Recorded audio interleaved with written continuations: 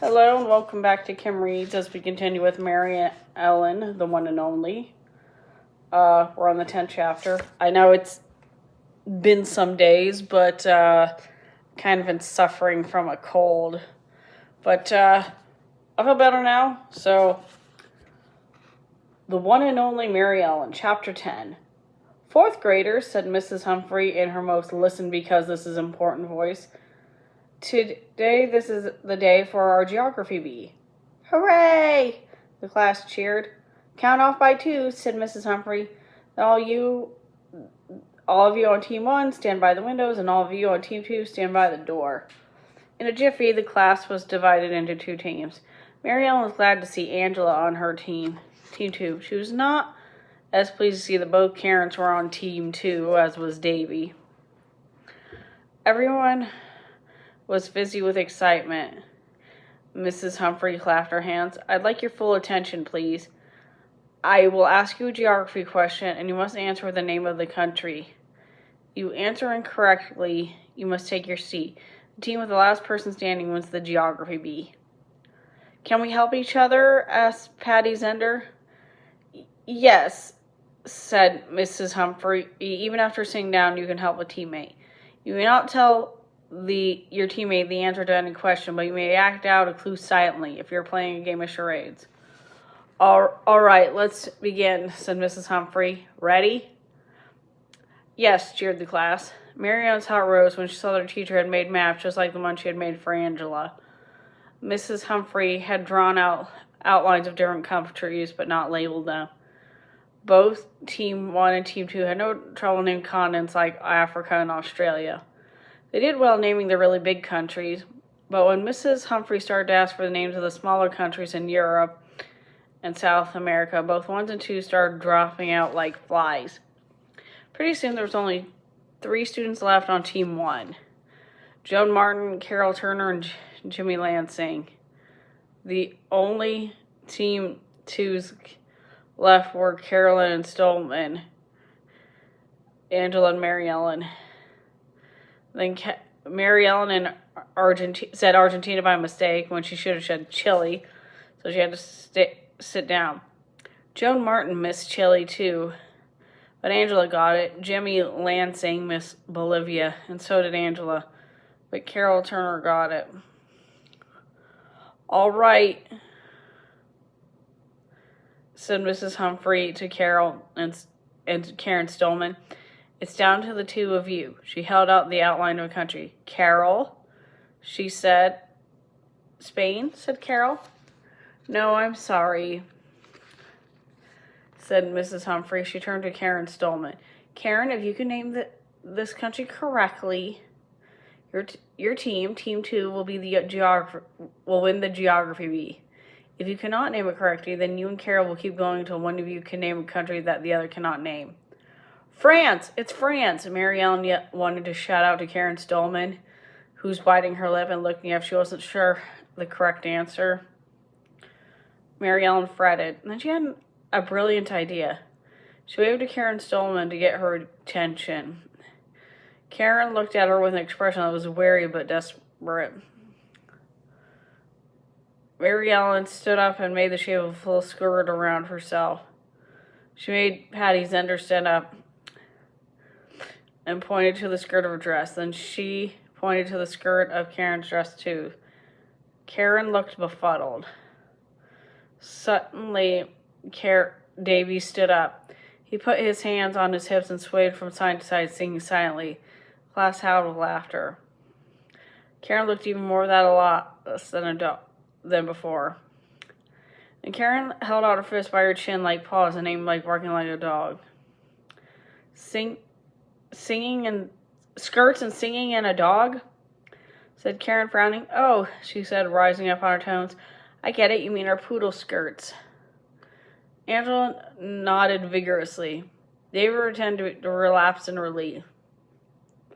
Maryellen put one hand in front of they're making the sign from charades that meant like the word that goes before.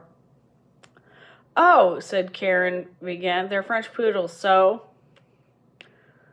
She turned to Mrs. Humphrey. The country must be France. Yes, said Mrs. Humphrey. Team 2 wins the geography bee. Congratulations. Hooray, shouted Team 2, jumping up out of their seat. Karen Stillman ran over and hugged Maryellen, who was already hugging Angela. The three of them bounced up and together like excitement, their arms all tangled together.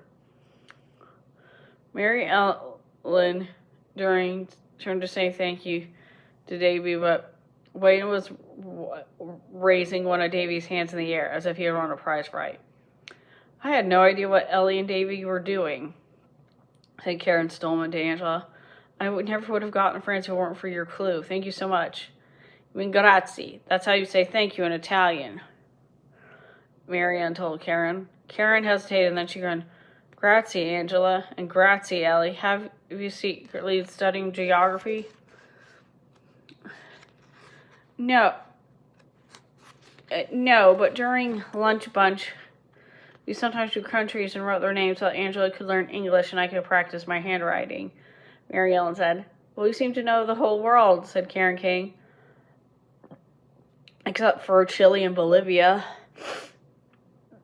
Angela said softly, and everyone laughed.